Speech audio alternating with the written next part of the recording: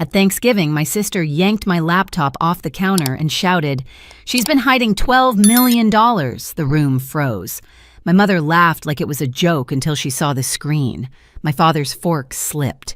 20 relatives turned toward me, faces twisted with greed and disbelief. Then Mom said it, the sentence that burned through the air like acid. "Give it to your sister, she deserves it more." I didn't argue. I just looked at them, smiling the way you do when you finally see people for who they are. What happened after that, let's just say, Thanksgiving ended, but the reckoning didn't. I used to think silence kept the peace. Turns out it just made me invisible. Growing up, my family treated my sister Madison like fragile glass, and me like background noise. She was the miracle baby born 2 months early, tiny and breathless. After that, our house stopped feeling like home and started feeling like a hospital. The air always smelled of bleach. Mom placed sanitizer bottles on every shelf, and every time I so much as sneezed, I was shipped off to Grandma Nora's. At first it felt like an adventure, Cookie's old movies, the quiet hum of her sewing machine. But kids aren't stupid. I realized being sent away wasn't a treat. It was exile. Meanwhile, Madison grew stronger, louder, needier. Mom orbited her like a satellite, and Dad just nodded along. If Madison had a headache, I was told to lower my voice. If she was tired, I did the dishes. When she got a C+ on a paper, it went on the fridge. When I scored a perfect 1600 on my SAT, Mom said, "That's nice, honey," and went back to helping Madison with her homework. I learned early that doing everything right didn't make you seen, it made you convenient. So I started saving pieces of myself. A corner of a notebook, a drawer of sketches, a secret goal to get out. By 17, I'd applied to 15 colleges by myself. No one asked where I wanted to go. They were too busy planning Madison's high school recital. When the letter from Michigan arrived a full scholarship, I didn't celebrate at home. I sat in the public library staring at the acceptance form until my eyes blurred. That night at dinner, I told them. Mom looked startled. "Michigan." "But that's so far. Who will help with Madison?" I said. "I'll manage." She smiled sadly, like I'd said something naive. "You always do." I worked double shifts at May's Diner that summer, saving every tip, learning how to listen without trusting. People think betrayal comes from a single moment. It doesn't. It's a slow leak, one quiet dismissal at a time. When I left for college, no one came to move me in. Aunt Denise drove me instead, slipped an envelope into my hand and whispered, "Your grandma wanted you to have this. $500 saved from her Social Security checks." That was the first time I understood what love looked like when it was real. For a long time, I told myself they just didn't know any better, that the silence wasn't cruelty, just habit. But habits can kill you slowly.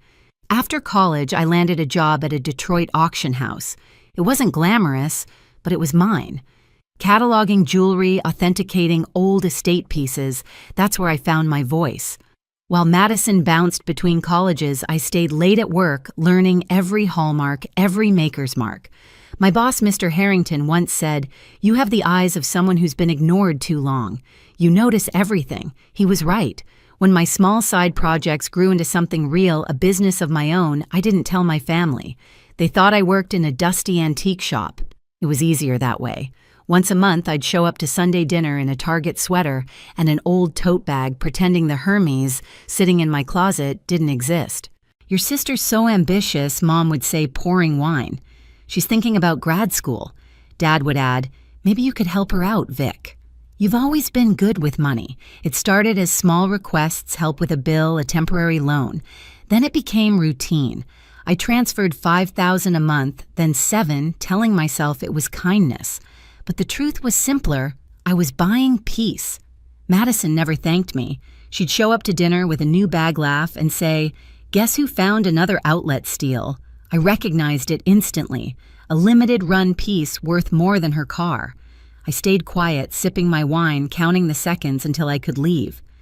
Every time I looked at them, I saw a family that only believed in sacrifice when it came from me. The more my business grew, the smaller I made myself at home. I had offices in 3 cities. employees, clients who trusted me with millions in assets, but to my parents, I was still our other daughter who works with old jewelry. Then came the call. Mom's voice trembled soft but practiced. "Honey, your sister's thinking of getting her MBA. It's expensive, but she deserves the best. Maybe you could contribute." Deserve. That word stuck in my throat like a stone. I didn't say yes. I didn't say no. I just stared at the invoice she sent later, the amount circled in red, more than I made my entire first year out of college. Something cracked then. Years of being the helper, the stand-in, the invisible success story, it all went quiet. I looked around my office, the walls lined with framed certificates and auction photos, and thought, if they don't see me now, maybe they never will. So I planned Thanksgiving myself that year. No takeout, no excuses, no hiding, just one dinner my way. Thanksgiving was supposed to be my olive branch, my truce, the one night we could pretend to be a family without measuring who gave more. I rented a caterer I'd used for corporate events, white linens, gold chargers, food that looked too perfect to eat. When Mom asked how much it cost, I lied. Discount rate. I said. She frowned. "You're not taking out loans, are you?" I just smiled. "Don't worry, Mom. I can handle it." By noon, the house smelled of cinnamon sage and roasted turkey. Everything shimmered in candlelight. Madison swept in last late as usual, wrapped in a designer coat she swore was secondhand. She took one look at the spread and smirked. "Store-bought stuffing. Guess you've gone corporate." I laughed quietly, pouring wine. I'd gotten used to her digs. They were safer than her sympathy. Dinner began like a photograph, everyone laughing too loudly, pretending not to notice the tension coiling between us. I told myself to just get through the night, smile, eat, survive. Then, midway through dessert, I stepped into the kitchen to check a live auction on my laptop, an important client bidding on a rare Art Nouveau piece in Hong Kong. My computer was open on the counter screen, filled with authentication reports and account statements. That's when it happened. Madison followed me in, probably to find more wine. She glanced at the screen and froze. Her reflection shimmered over the glowing numbers. Her mouth fell open, then twisted into something mean. She walked back into the dining room, laptop in hand like a trophy. "Hey, everyone," she said, voice bright. "You've got to see what Victoria's been hiding." The room went silent. The fire cracked. My mother's hand hovered mid-air, fork clinking against her plate. Madison flipped the screen toward them. $12 million. A gasp rippled around the table.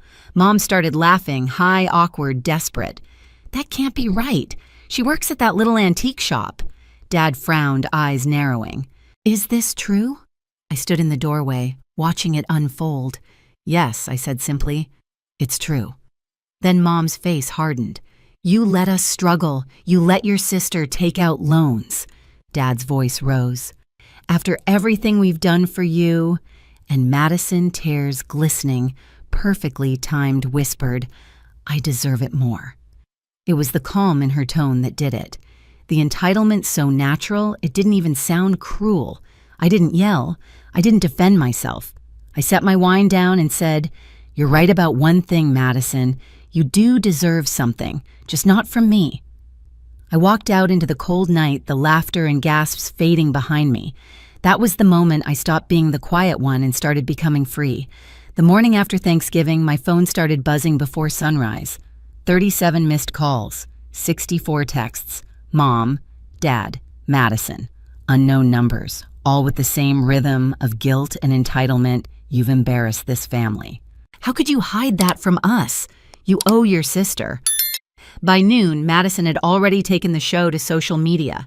Her post read, "Imagine watching your own sister hoard millions while her family struggles. Guess money really does change people." Hundreds of likes, dozens of comments. People from high school, distant relatives I barely remembered, everyone suddenly had an opinion about my greed. I stared at the screen thumb hovering over the reply button, then set the phone down. I'd learned this pattern my whole life, they wound. I bleed, they feed. Not this time. Instead, I walked into my home office where sunlight hit the polished surface of my desk like a spotlight. On the screen, a spreadsheet was open, client contracts, company growth, invoices, my real life. Quiet, methodical, earned. My company wasn't luck. It was years of 4 a.m. starts and 18-hour days, nights, sleeping on an air mattress in a rented room above a restaurant. Every cent had a scar attached. So when Mom's name flashed across the phone again, I answered. "Victoria," she said softly, her voice trembling with faux concern. "We just need to talk. About what?" "About your sister. She's humiliated. The least you can do is help her. You have enough for both of you. She has her own life," I said. Mom sighed, wounded. "Don't be selfish. We're family." There it was, that word again, used like a chain. That evening, I drove to the office. The city outside was half asleep, but the lobby lights glowed warm. Jenna, my head of authentication, was still there. She looked up from her screen. "You okay, boss? Define okay," I said, forcing a smile. Jenna didn't push. She just nodded toward the coffee machine. "They'll come around. People like that always do once they realize they can't touch you." I wished I believed her. 3 days later, they showed up at my office. The receptionist buzzed me. There's a family here asking for you." My stomach tightened. I didn't need to ask which family. When I stepped into the lobby, the sight almost made me laugh. Mom clutching her purse like a weapon, Dad red-faced and righteous, Madison in oversized sunglasses pretending not to look terrified. Victoria Mom began with her rehearsed smile. "We're here to work this out." I didn't realize there was something to work out. Dad stepped forward. "We've decided what's fair. You'll set up a trust, $2 million for Madison, 1 for us. We raised you. We supported you." I blinked. "You supported me?" Mom's lips thinned. "Don't twist this. We made sacrifices for you." A memory flashed her voice years ago saying, "If you're sick, go stay with Grandma. Madison can't catch anything." Madison finally spoke, her voice cracking just enough for sympathy. "I'm not asking for much. You have everything. I just want to start fresh." I turned to her. "You've been starting fresh your whole life, and every time someone else paid for it." Dad slammed his palm on the reception desk. "You don't talk to your family like that." Jenna appeared from the hallway, silent as a ghost watching. I lowered my voice. "This is my office. You don't get to come here and demand anything from me." Mom's face twisted. "You're really going to do this to your own sister?" "No," I said quietly. "I'm finally doing something for myself." The room went still. Then I nodded to the security guard standing near the elevator. "Please escort them out." Mom gasped, a hand to her chest. "You're throwing your parents out." "Yes," I said, "and I should have done it years ago." They resisted, of course. Mom shouted that I'd regret this. Dad muttered threats about disowning me. Madison sobbed mascara streaking down her face until she realized no one was moving to comfort her. When the elevator doors closed behind them, the silence was deafening. Jenna exhaled. "You good?" I nodded. "Now I am." That night, I sat at home staring out the window at the city lights. The phone buzzed again. Another wave of texts, insults, apologies, manipulations. I blocked every number. Then I opened my bank app. For years, I'd been sending them monthly transfers money they believed came from some side work. I found the recurring payment labeled Family Support, clicked Cancel, and confirmed. One tap, one quiet rebellion. A week later, Mom switched tactics. She called from an unknown number, leaving voicemails that swung from rage to guilt to desperation. "Your sister's trying to start her own business. At least send her seed money. You can't erase blood, Victoria. Grandma would be ashamed." But Grandma wasn't ashamed. When I told her everything, she laughed softly. "About time you stopped letting them treat you like an ATM sweetheart." Her approval was the only thing that felt real. Still, the noise didn't stop. Madison posted another photo, wearing a fake Cartier bracelet captioned, "Karma's a boomerang." I almost commented, "It's a counterfeit," but didn't. Let her perform. The truth didn't need my defense. A month passed. The legal notice went out: harassment, defamation, cease and desist. My lawyer delivered it with precision, sharper than any insult they'd ever thrown at me. After that, the calls stopped. The next Sunday, I did something radical: nothing. No family dinner, no phone on the table, no waiting for approval that never came. I made tea, opened my vault, and worked on cataloging a set of vintage sapphires.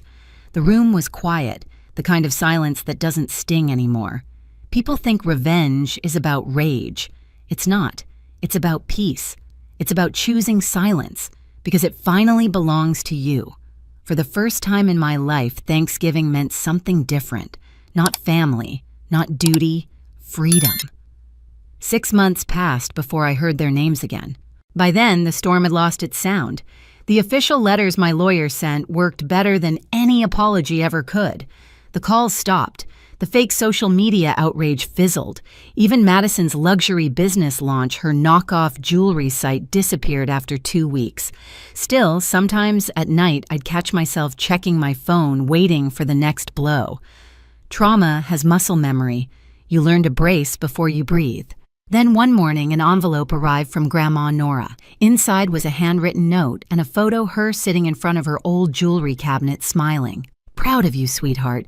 You finally learned to keep what's yours. That sentence hit deeper than any I love you ever had. Work was thriving. The company expanded into another city. Jenna ran operations like clockwork. Clients from Dubai, Paris, and New York called daily. Yet I kept my routine: simple black coffee lab gloves, quiet rooms, and polished light bouncing off gemstones. No more pretending to be small. When I walked into my new home, high ceilings, clean lines, a vault room built exactly to spec, I felt the kind of peace people mistake for loneliness. I wasn't lonely. I was free. Sometimes I scrolled through old photos, family dinners, birthdays, half smiles that never reached my eyes. They looked like strangers wearing my history. Madison still posted occasionally photos of rented cars, captions about self-made women. Once she showed off a bracelet claiming it was Cartier. The hallmark was wrong. I smiled. She'd learned nothing. But I didn't need her to. I closed my laptop, turned off my phone, and let the silence stretch across the room. That Thanksgiving, I didn't cook or cater. I ordered takeout, poured a glass of wine, and raised it to the empty seat across from me. To peace, I whispered, and to finally choosing myself. They said my sister deserved it more. Maybe she did, if deserving means taking until there's nothing left. But I earned every dollar, every quiet morning, every breath of peace they once mocked me for wanting. I built my life from the silence they left behind, and it's stronger than any of their noise. People think revenge is loud. It isn't. It's the sound of a locked door, a canceled payment, a boundary held firm. It's looking in the mirror and finally seeing yourself instead of who they told you to be. So if you've ever been the forgotten one, the helper, the invisible child, know this: you don't owe anyone your peace. Tell me, what would you have done if your own family said you didn't deserve your life? And if this story hit home, share it, subscribe, and stay for the next one.